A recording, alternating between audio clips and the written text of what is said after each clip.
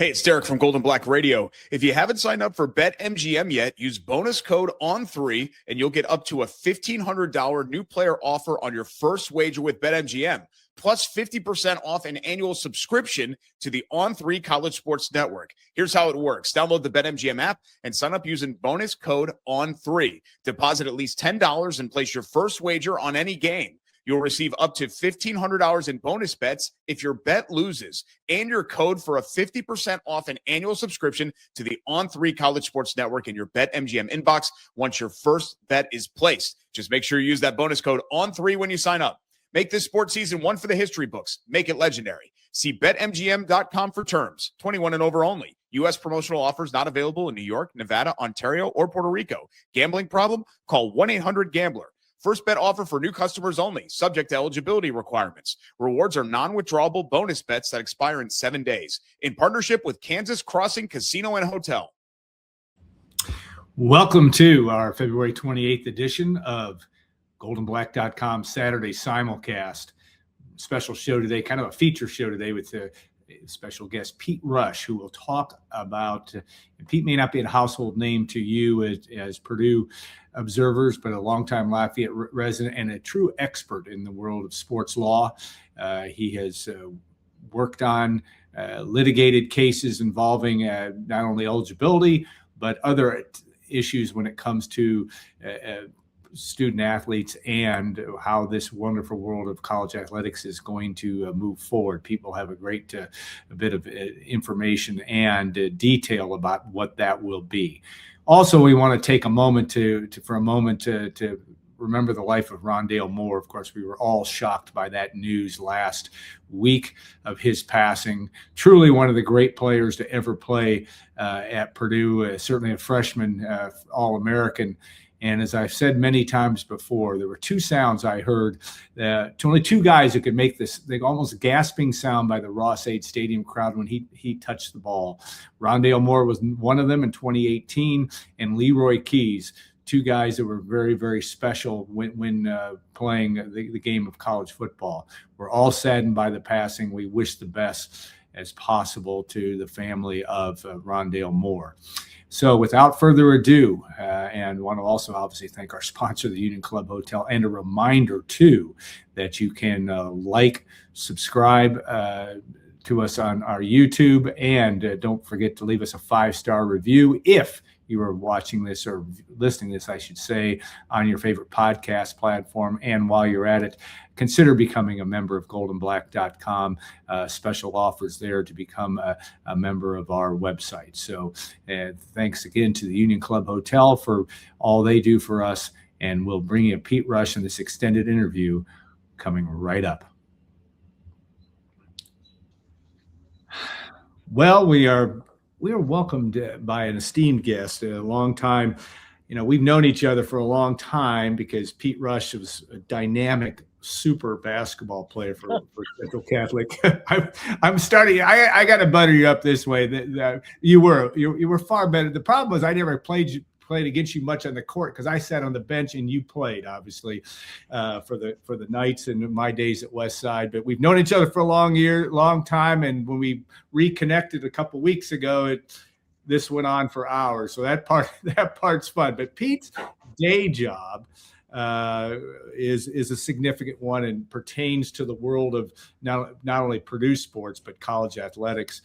What world we're living in. Pete, a distinguished sports law attorney and a Notre Dame undergrad, Duke graduate, but has, like a lot of Lafayette folks, has stayed very in touch. I think he can call himself a Purdue fan too. So from that standpoint, but Pete, the highlight of your media career, but welcome to Gold and Black Live and Saturday Simulcast. I'm actually thrilled to be here. Thank you, Alan. Thank you for inviting me.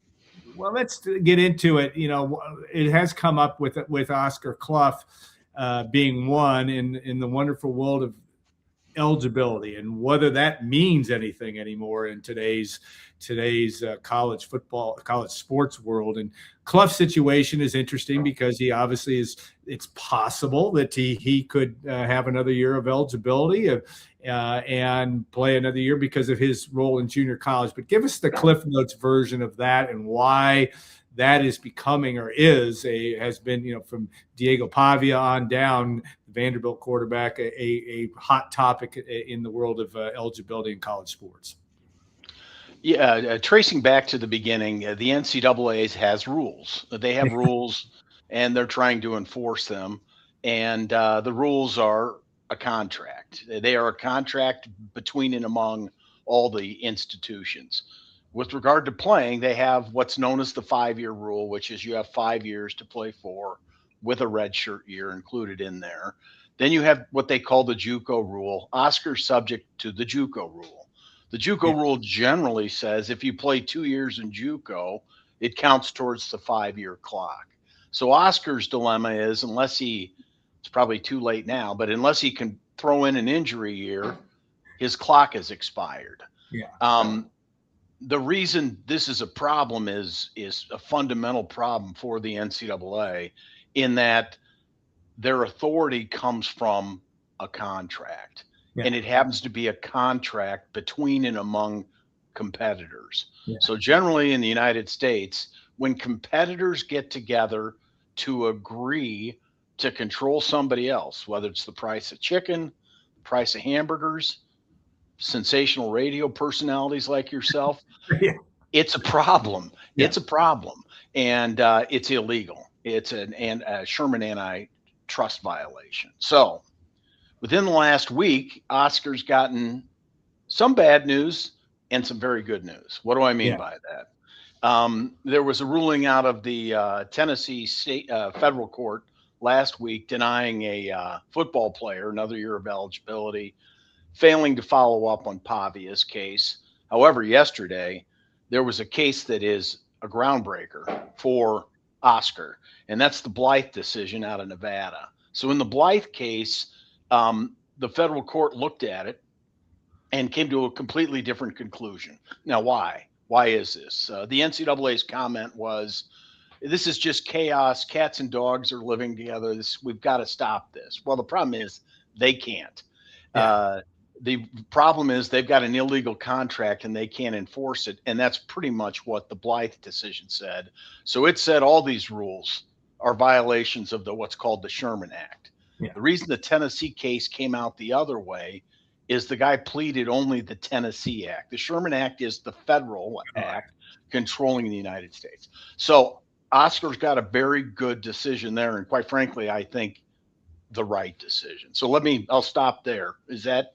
Well, yeah, that makes sense. But why in Tennessee? Why would they only why would they not take the federal approach there? What was that, just a misstep, or was that thinking that they were going to have success? Yeah, I wouldn't have done it. I would have pleaded the Sherman Act, because the Supreme Court, United States Supreme Court, has said, this is almost the concurring opinion from Justice Kavanaugh was essentially, you guys are a walking antitrust violation, and whatever rules you're making, you can't have. So it's a problem for the NCAA to go back and make any rules regulating any of this, especially when, like an Oscar situation, you have millions of dollars at stake.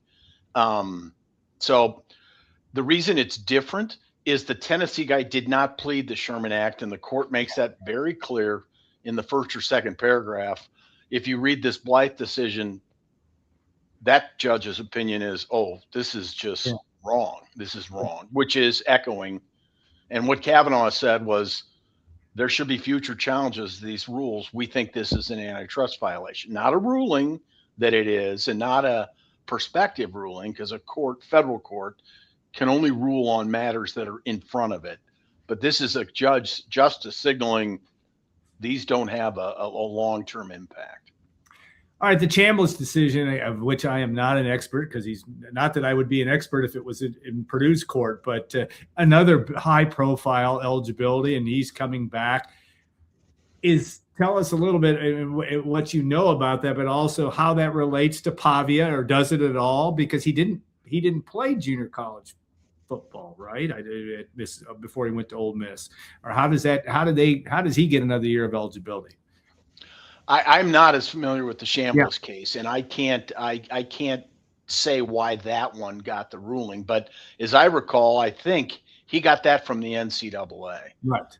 So you have two different paths to go. So if you're a player, Oscar, you have to first go to the NCAA and say, please let me play again. And then they have to say no. It's called exhaustion of administrative remedies. So Chambliss's case is technically should be confidential. The NCAA, so I don't know what the reasons were. Yeah. In many cases like this, there is an element of what's called a hardship.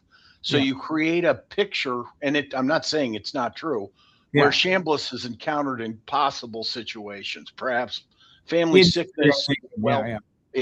Those things can add up, and the NCAA can say, we let you play. So ideally it shouldn't matter whether you're good or you're bad. It shouldn't be like, well, this guy's really good and we can't let him play again, or she's really, really good, so we can't give Caitlin Clark another year. It's got to be some kind of rational basis. Rational. What a term. Well, it's for a Sherman Act violation, it's called the rule of reason. Is there a rational reason for the rule? And the NCAA's come up with their rational reasons, which candidly I find surprising. But now the argument is we need to protect the world for the high school kids. We need to preserve this for the little guys out there. Number one, they don't represent them, so I'm not sure why they're suddenly seeking them out. But the other thing is, and this is even more important, is a concept called parens patriae. So what that means is you're acting like the government. So they're saying we need to take care of high school students. Well, that's sort of a governmental thing. That's what the government does. That's what the legislatures are for. That's what they do. They protect people. They've got discrimination laws. They pass these things, and depending on what state you're in, you may get a law in Illinois that you don't get in Indiana, but that's democracy. Illinois votes for it. Indiana votes for it. It's different. They don't have that credibility. Why? They're not elected. These are self-appointed officials declaring they know what's best for the world. And generally that hasn't worked out historically for the past 2,000 years. It generally doesn't work. You can't just do that. In the NCAA cases I've always had, when I finally get one of these guys in a deposition, I say, where are the students? Where's the students' voice at the NCAA meetings? Where do you hear from? Since they're generating all the money, do they have a committee? Do they have a vote? Oh, no, they don't get to vote. We just regulate them. That's what we regulate these guys. So, taxation without representation hadn't worked out very well. And it's probably destined not to work out. That's why you're hearing these calls for Congress. Congress come in and do. Well, the reality of it is somebody like Congress needs to do what they're doing, which means they can't be doing what they're pretending to be Congress, and they're not. And and I know these your opinions are your own, and you can lay that caveat out there, but is it ultimately though still, I mean, how does this get resolved from eligibility to not name, image, and likeness, rev share, all those factors? You can't necessarily lop them all together. I understand they're all separate issues, but people like our readers, our fans, the Purdue people all around the country said, the term guardrails comes up all the time. And how do we get this so that we have an ability to have a competitive environment, a consistent competitive environment, so we're not dealing in some of the things we're dealing with now? I think the easiest answer is to follow the pro model. And what do I mean by that? Where we've gone is we've gone to this situation in which the players had no representation and were just getting exploited, to the situation in which, quite frankly, the tables have turned. And now it seems as if the players are exploiting the schools, and the schools don't have any leverage, and they're just paying out fortunes. And why? Well, these guys have got all the authority. So what you normally do in a situation like that, and what has happened historically in the Industrial Revolution, is you create a union. It used to be people got paid $1 a day to work in the coal mine, and they died there, and it was horrible stories. And then you flipped over to the other side. So what's happened is you need to have two equal forces, like a school district and a teachers union. Well, they get together and they hammer it out. Now, you can have all kinds of complaints. I know in the NFLPA, there's tons of criticisms, and I personally would agree with them, that the NFLPA hasn't done a great job for its players, given the amount of money they're generating and the physical risk they're at. But that's for another day. In any event, you have two kind of, you put two heavyweights in the ring. You don't put the heavyweight wrestler at West Lafayette against the lightweight wrestler at Central Catholic. It's like, no, that's, everybody knows that's not fair. So no, you put the two heavyweights in there. You put John Rowe in there against David Schrader, and that's how you do that. So and then it's a fair fight. So what you do is you put them on level playing field. You have a union, and then you have a bargaining representative for the schools, and then they form a contract. Then you have a contract. Right now, the contract's just between the people on one side. It's just between the owners of the NFL, and it doesn't have anything to do with the players. Well, that didn't work, and that's not right. You got to have it between the players, and then you can have salary caps, limitations, and ideally, the NFL's gotten it the best. You give everybody the same tools, and you say, go out and make the best mousetrap. Yeah. And you know what? Some people are going to be really good at it, and some people aren't. Some people are going to get Tom Brady, and some people aren't. But there's going to be this decision making, and you're again, the two heavyweights going against each other. What do you have? You have parity. You have a situation in which there's a rotation of great talent. Why? Because everybody's equal. With regard to revenue sharing, that is already starting to occur. It's occurring in the ACC. And there's clamoring, as you've heard, no doubt, from Ohio State and Michigan. From an NCAA perspective, approximately 83% of all the media is generated by football. So football's the Lion King. And 25 years ago, it might have been different. I don't know. But now it's football. Yeah. And so that's the driving force. And so you have a situation in which the big guys want to take more money. And the way you can do that is almost on a meritocracy basis. So instead of just saying, well, Michigan, Ohio State, and this troubles me to say, but Indiana, should get the lion's share. What you do is you do it on a performance basis, and you say, okay, look, if you get it to the playoffs, and you do it year over year, and you adjust based on performance, and then secondarily based on media eyes. Why? Well, it's the same reason the quarterback makes more money than most linemen on the NFL teams. Why? The people pay to see the quarterback. The quarterback's the one that draws the most eyes and brings in the most money and gets paid the most generally and has the most impact.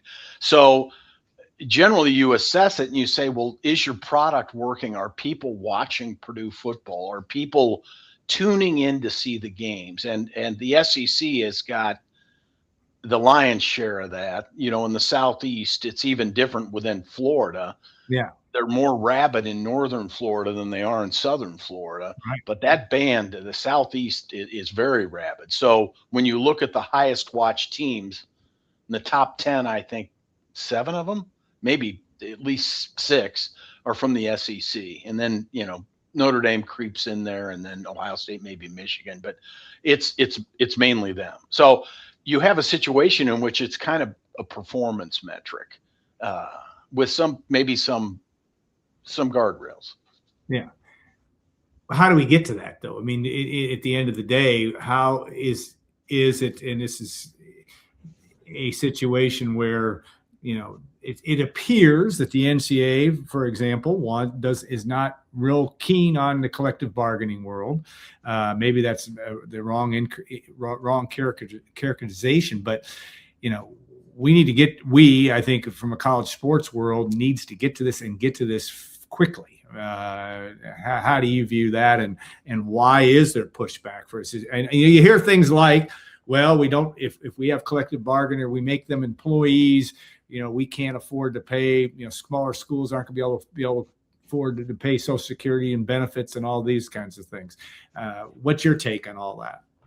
In answer to your first question, why does the NCAA oppose it? Well, because it means obsolescence for them. Yeah. It means they're making buggy whips and they're out of business. Yeah. Why? Because the collective bargaining agreement will have all these rules in there, just like the NFL.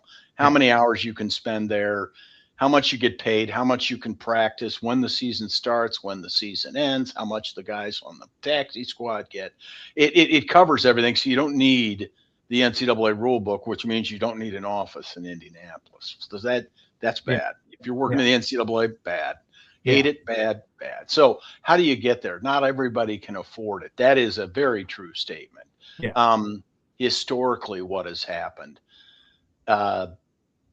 If you go to Princeton's home football field and you look up, it has more national championships than Michigan and Notre Dame combined.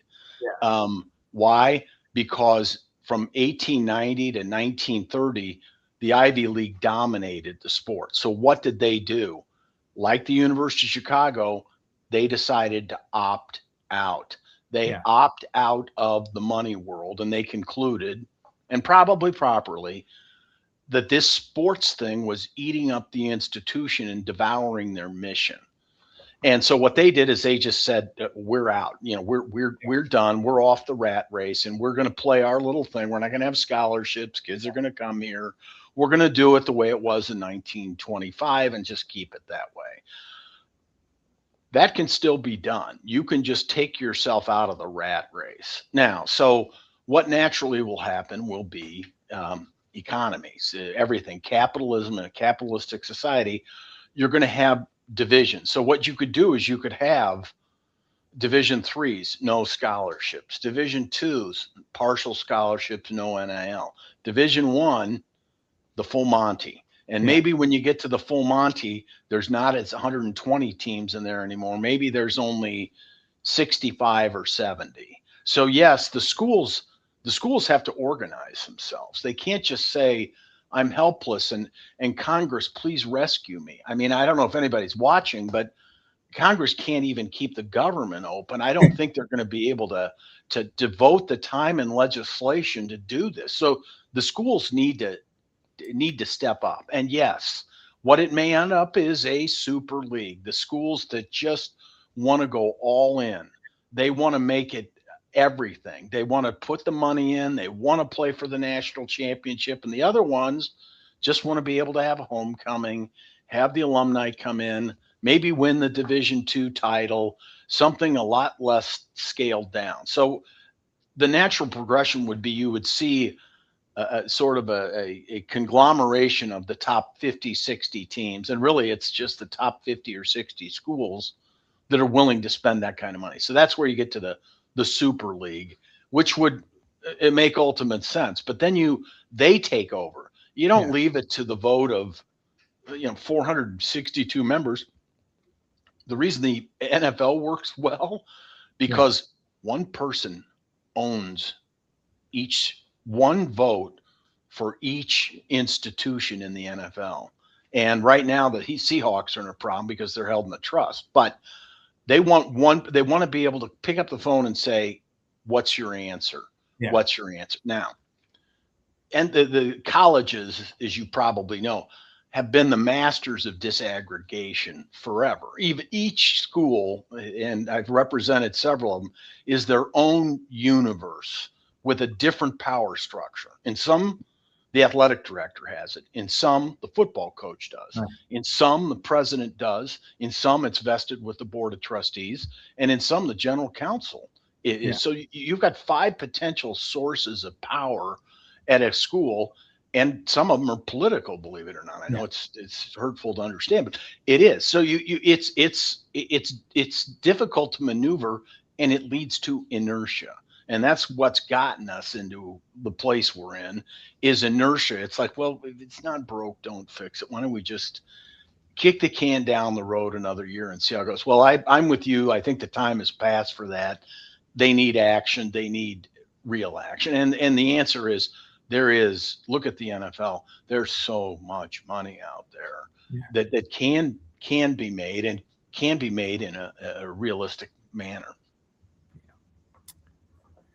All right, we're here with Pete Rush, and sports law attorney extraordinaire, and we're talking about the wonderful world of college athletics and where it's going. And Pete has offered a number of comments in our initial segment. But you talk about, so, all right, if and you know, you hear Kirk Herbstreit, you hear others talk about, well, Congress has got to come in and do this, and you're saying no, we need to.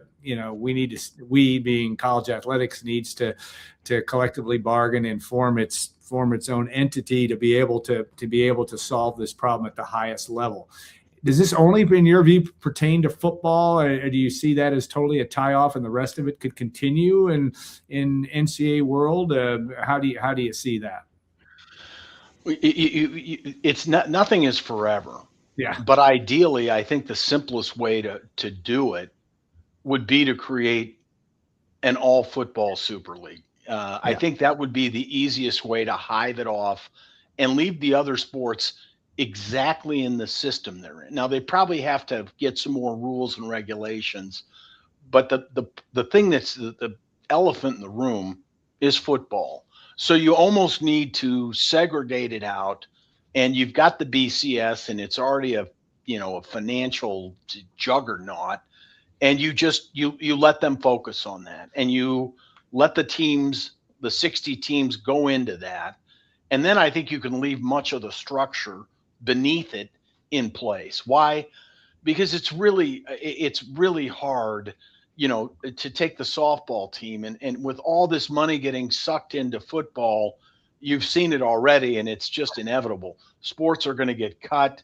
It's just going to be, if it's not devoted to the football program, it's not worth doing. And that's not healthy. That's not healthy for the institution. So you may have a situation, and candidly, I've recommended that you hive off the football, especially from state publicly funded universities. Hive off the football. You are running an entertainment complex, and God knows, Warner Brothers hasn't been able to do it.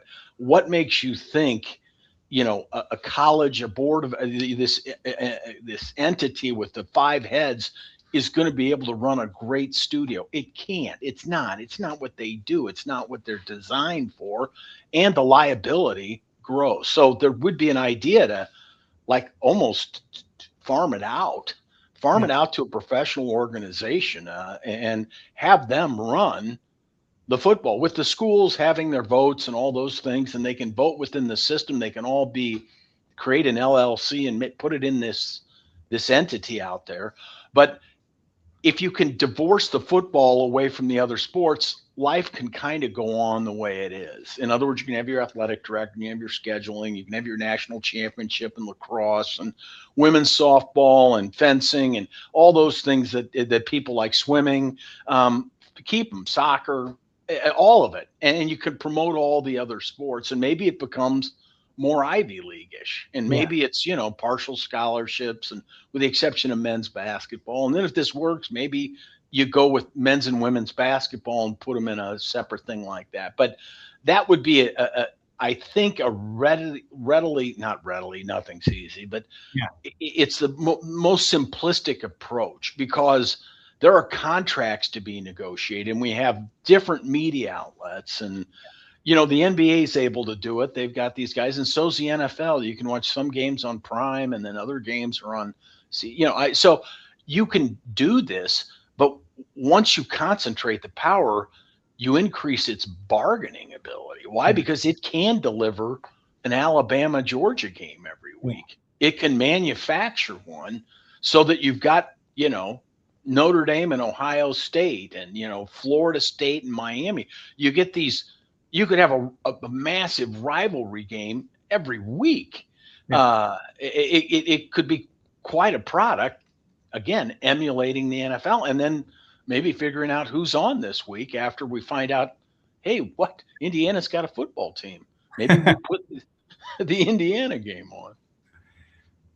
Does this put Purdue in peril, in your view? I mean, because where Purdue is in the marketplace right now, we all lament, whether we cover them or watch them or root for them, that he haven't won a Big Ten game. He haven't won a game against the Power Four in 2 years. And you and I had talked a couple of weeks ago, kind of offline about, it's hard to have 122-3, the combined score of Purdue, Indiana, the last 2 years, as watchable television. How do you, the NFL, with the exception of the Jets, we'll make that the Jets is competitive, teams 1 through 31 or 32 or whatever it is.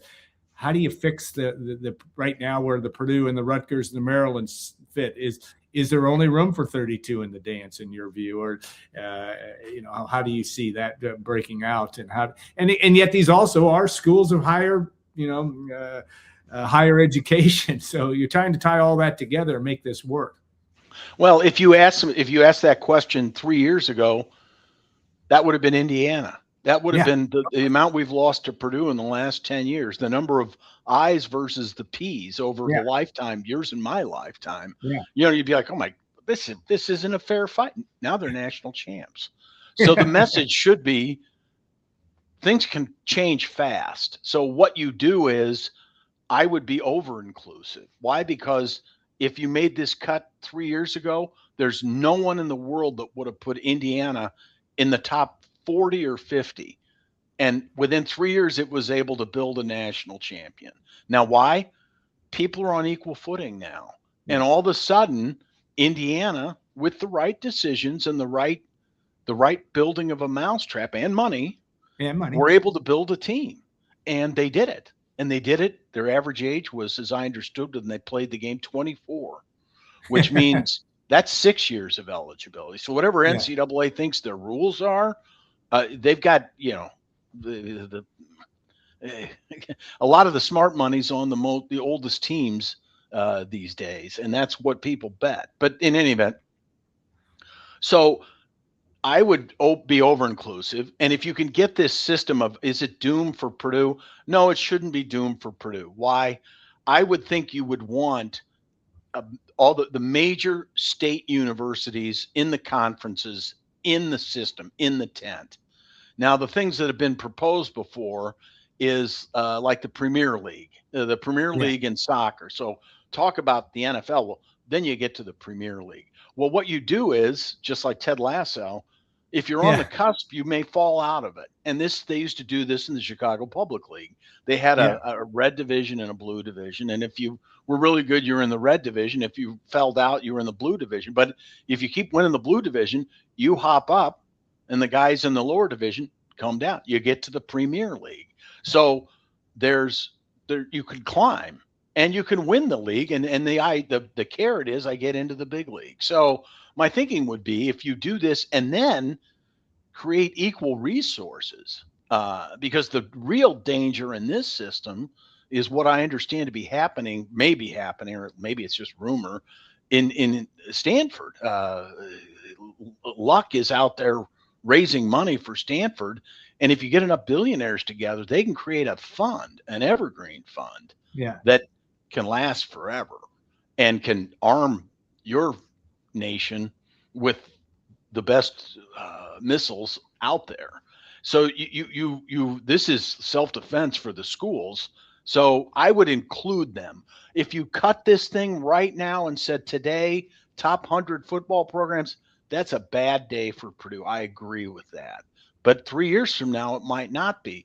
But it's incumbent upon Purdue to make the right decision, make the right coaching decision, make the right personnel decisions. And it's America. Tomorrow's a different year. And by God, Indiana showed it. And that it can be done in that short a time. And in this new world, someplace like Purdue with an alumni base like that, and with the successful people that have graduated from there, oh yeah, it can be done. This is one of the schools you definitely want to have in there, because you'd like the best team in Utah, the best team in New Mexico, the best team in the state of Washington, or the best two teams, Oregon, all the way down the line. You want the whole country involved, and that's the idea. That's going to draw the eyes. I have one of our esteemed subscribers and posters on GoldandBlack.com talks about a thing. What about a draft? in this situation? I mean, in terms of equity, is that even, as you tie into things you're talking about, relegation and trying to make this equal, how and you're dealing with these entities that are basically kind of private corporations in some ways. Is that a way to, is that even a possibility in this world where you can, I mean, I see the logistical issues. You're going to go to Cal Berkeley whether you like it or not. I mean, is there any way that from securing a player that you get away from recruiting, portal, et cetera, or is that the world we fully are into? Well, I would think you would. I think you would draft. I think you would have to have a draft because, again, if you don't, but the problem is money usually works it all out that way. So in other words, Michigan can't pay everybody in this system. Michigan just can't pay $10 million to everybody and load up their system. So historically, what's happened? There was no limit on scholarships. So Nebraska, Notre Dame, during the 40s and 50s and 60s, they'd bring in 300 kids. Yeah. Well, only 30 of them or 40 of them are playing. But these next 240 were some of the best players in the country, and they're not playing for the other. Well, they put the scholarship limits on it, and guess what happens? Well, now all these other teams get to be good because there's some equality. Yeah. Now the equality's been erased. Why?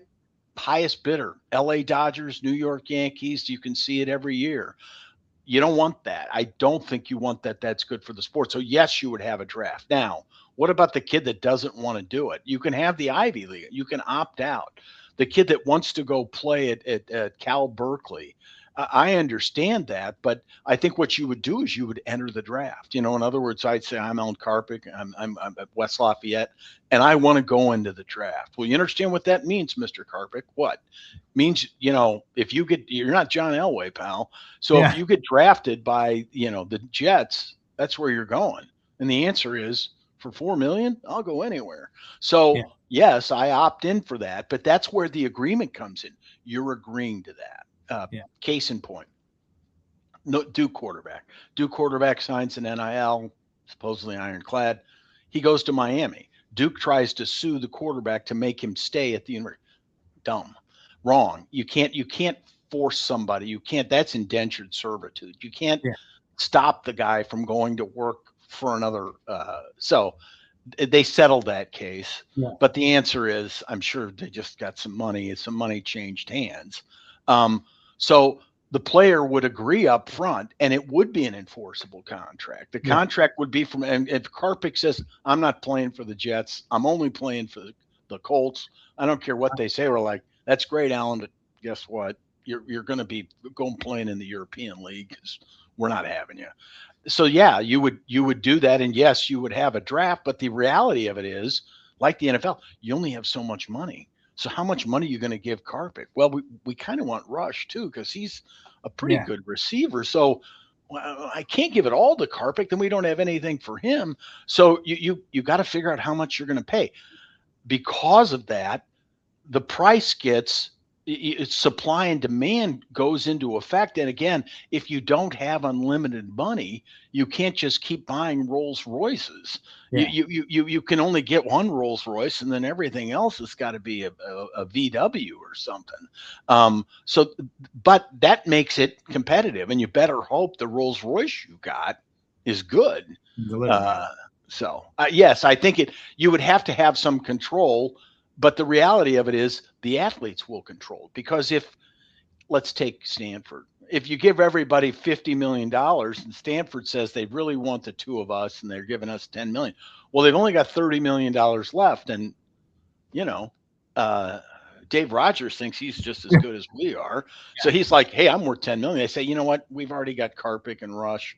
So we're only going to give you 3. He's like, 3? Well, the Bears will give me 6. Well, what do? I'm going to the Bears. Yeah. Sure. So the market will solve it. Why? Because everybody's got a fixed amount of money. They can't just pay $50 million to everybody who walks in the door. And that's unfortunately where we are now. So that can't sustain itself from a monetary standpoint. So it's almost self-defense for the universities. Yeah. In that situation, it certainly is.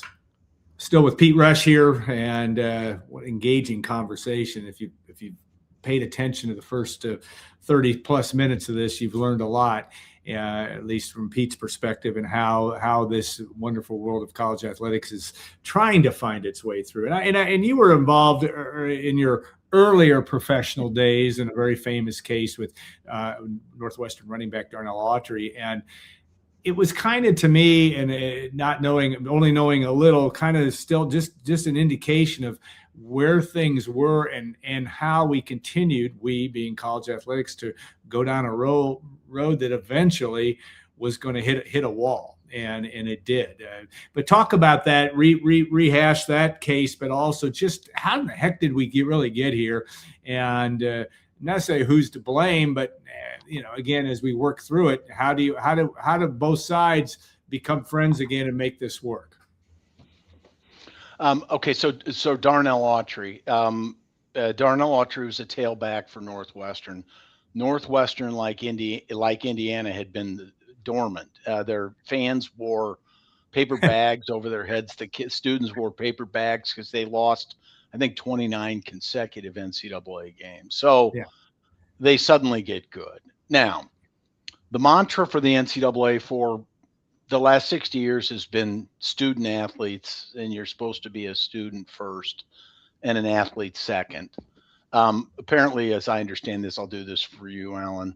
Lou Holtz used to say, you're a student first and an athlete second. That's a visual, folks. If you're listening to our podcast, he held up two fingers for the first one and one for the second, and only in Pete Rush form. Go ahead.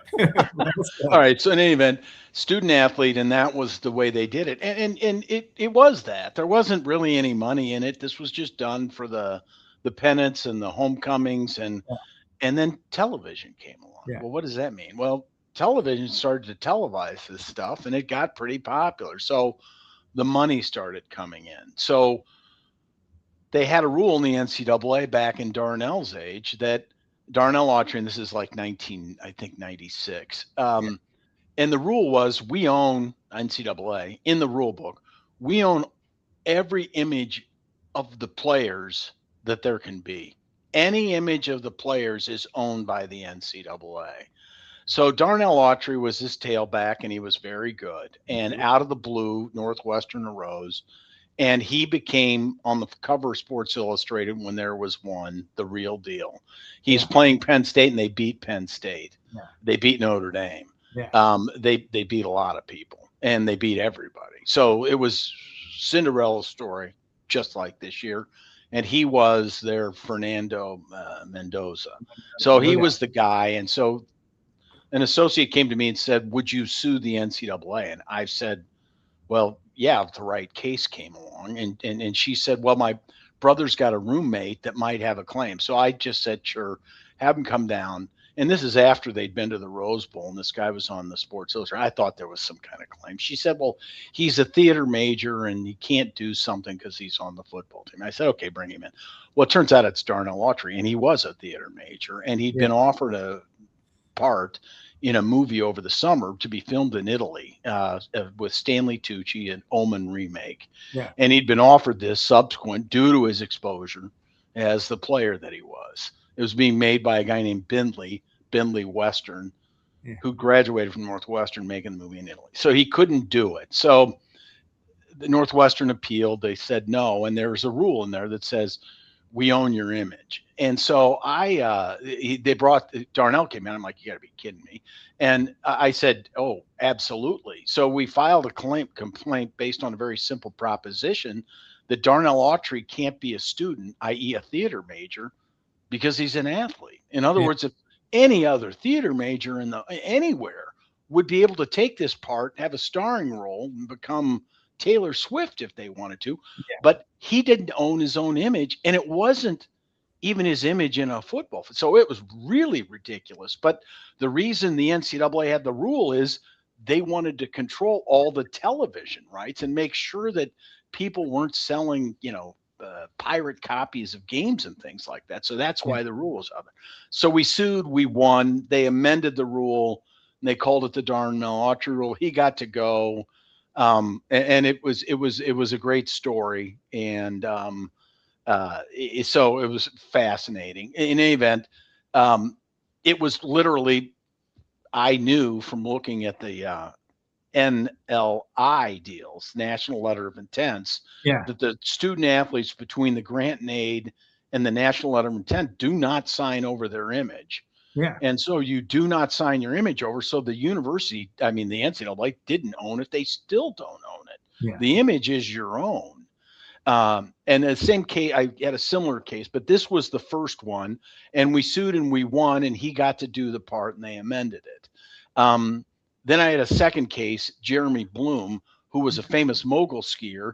Yeah. And I argued that he should be able to keep his ski dough because he didn't get it by being on the NCAA stage. So different than Darnell, he didn't get it by being on the NCAA stage. He made it on his own. And so my argument was, if Julia Roberts came back and played tennis at Tufts, do you think you could put your picture on the cover of an NCAA magazine? Not a chance. Not a chance. Same thing with LeBron, tight end at Ohio State. Not a chance. You don't own their image. So in any event, that's where it came. But now that's where the rub came in as far as who owns the image and what do they own and what do they do. And again, it was all the media dollars. So the root of all evil, as they say, is money. Yeah. And the media is the money. And so that's what's created the problem. We now have a golden goose. And the question is, who owns the eggs? And that's why we have the problems we have. And unfortunately, the eggs are getting more plentiful and more valuable. So now there's more money to fight about, which is what gets us into the predicaments that we are, and rightfully so. The performers, as I used to argue, you go to Broadway, can you imagine a play where the actors don't get any money or where they get some kind of controlled amount of money? No, it's insane. So yes, they are performers, and like Taylor Swift, they're very good. Yeah. So in other words, they have the talent, and I represented minimally Maurice Clarett. My argument was, hey, wait a minute, Mike Tyson is the 18-year-old world champion in heavyweight, and Maurice Clarett can't go to the NFL? That actually doesn't make any sense at all. If you're the best in the world as a lawyer, as a doctor, as a sportscaster, as a media personality, you should rocket to the top. Yeah. I don't care how old you are. Yeah. Alyssa Liu won the world championship at 13. You could be really young and be really good. So in any event, you got a situation in which it's finally been recognized that these players are generating golden eggs and they should participate in it. This is just an evolution of the Industrial Revolution. It goes from the plantations in the South through the workers in the industrial. The workers end up getting more and more and more rights, and finally they are. And I understand people don't want to call them employees, and that has legal implications. But the reality of it is, there's no doubt at these major institutions that their education is controlled. I've actually seen it firsthand.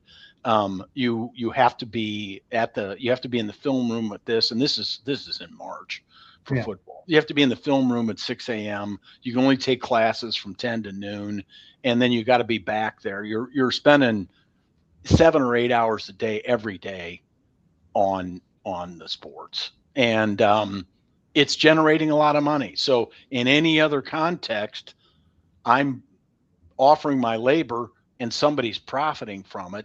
You would call that person an employer. Whether it be an independent contractor, you'd say, well, no, he's the employer and I'm the employee.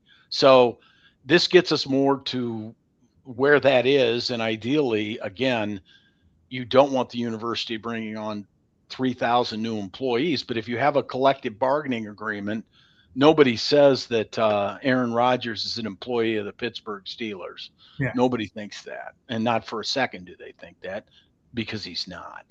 So that's how you avoid it. But if you're going to house them and feed them and make them run out on a field in a uniform that you design and show up for press conferences and sing national anthems and collect money for it, you're an employer. You're an employer. I didn't know you were a Swiftie, but now that I know that, I mean, I had to throw that in there. No, what makes you opt? In the big picture of this, I know the market clears things and has the ability to do this over time, and yet we seem to be in chaos and stepping into more of chaos. What makes you optimistic? Just as obviously it's a big part of it's a part of your business, but also you're a fan and somebody that watches this and consumes college sports. What makes you optimistic this is going to be worked out? And is this something that gets worked out incrementally over the next 3 to 5 years? What give us a crystal ball of what Pete Rush thinks on that. Yeah, if I could tell you that, I'd quit my day job. I wouldn't be talking to you. Okay, don't do that. No, so don't. No, the answer is yes. Why? Because we're a capitalistic society. So in other words, if there's a way to make more money, and there is, it will be pursued, because if you don't do it, somebody else will. So you have a situation in which private equity is now circling the sports world. Why? But because they like sports? Yeah. No. Because there's money to be made. Yeah. So once you have a situation in which there's money to be made, our system is based on the people who can figure out the best way to make the money. The Elon Musks, the Bill Gateses, those people win. And so it's in the school's self-interest. Now, the problem is they're all political animals. Their also problem is there's just massive inertia. But the reality of it is they have to do budgets every year, and somebody's like, we lost $50 million. I mean, there's a reckoning at some point, even in America. It's sort of like, whoa, wait a minute. And it's a to me, it's an even more pressing problem for a state institution, a publicly funded university, which most of these are. You can't keep doing that. You can't just keep. I know the Louisiana legislature got involved with the coaches there, because I don't know what they're out to, Brian Kelly and who else, but it's in the tens of millions of dollars. Right. And when you have a state university committing those kinds of monies, now ideally the state's not backing it, but you have a situation in which the university may not have enough money to perform its mission. And I mean, you have to get back to basics and say, what is Indiana? What is Purdue? And the answer is they're supposed to educate the future of our world. Yeah. That's their real mission and their real job. And this is a sideshow entertainment, beer and circuses type of thing. And you can't, as they say, you can't you can't let the tail wag the dog. The dog's got to keep wagging it. And that's what the Ivy League said. It said, hey, you know what? We're here to make presidents of the United States. Yeah. That's what we do. So that's what we're going to do. And we're going to let these other guys go out and build these football factories. But we're the University of Chicago. We make the atomic bomb. We win world wars. We don't build football programs. So at some point you have that literally identity crisis at these universities, I think. And I do think we're closer than people think. I think it needs some communication. It needs the people to talk to each other. It needs, quite frankly, the conferences to talk to each other. And unfortunately, you have a situation in which there's a lot of generals. And when you have a lot of generals, it's hard to get kind of organization. But I think the need to circle the wagons is here. And I think it's a force. And it certainly ought to be done. And maybe you go out and you hire a firm, all the schools do, and say, what's the model for this? How would you do it? I don't think it's that hard. I think it's the NFL model.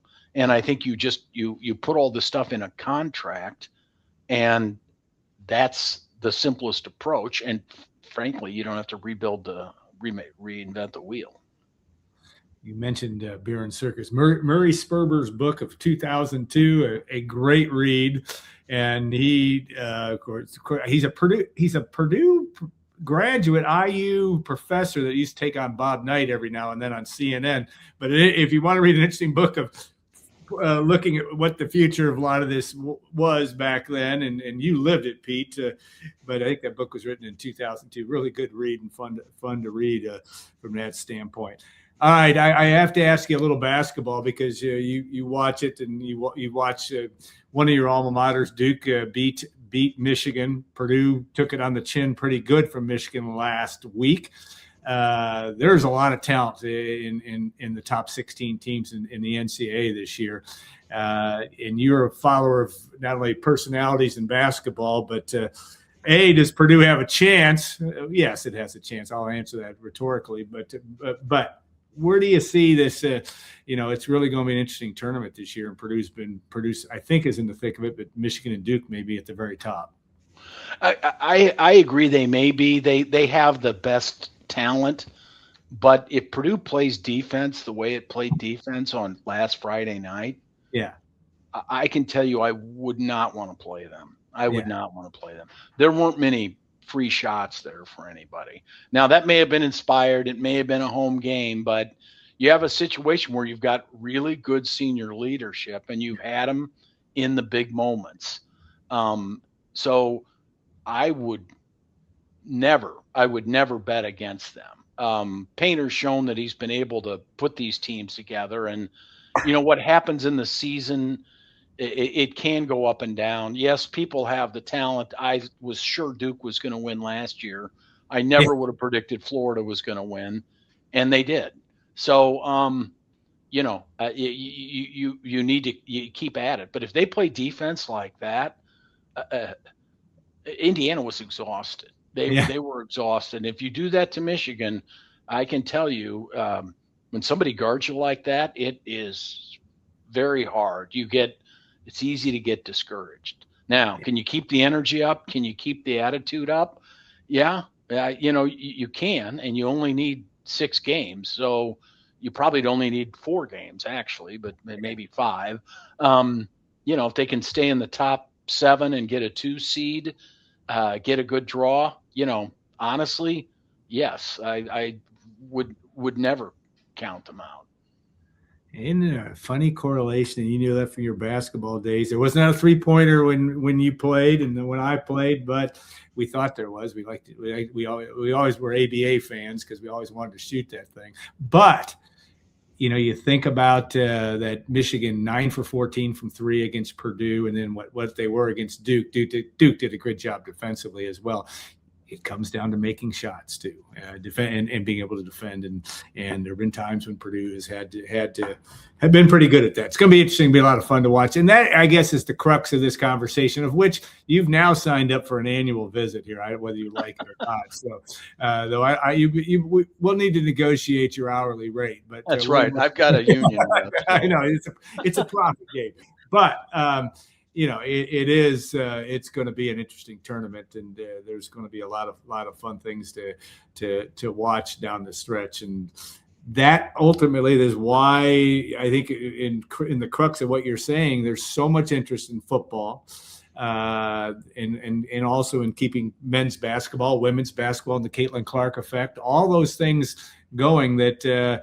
The market will take care of a lot of this stuff if we can get some ground rules. I mean, is that if you're going to sum it all up, is that kind of where we are with a lot of this?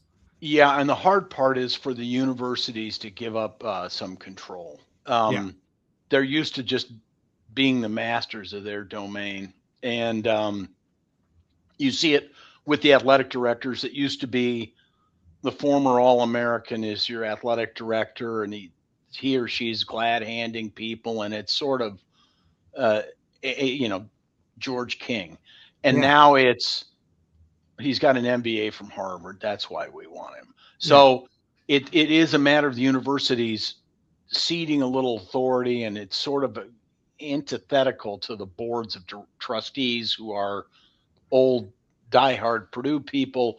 You've got to let it. You got to send your kid off to college to let them grow, and that's, I think, where we are. You've got to turn it over to the pros.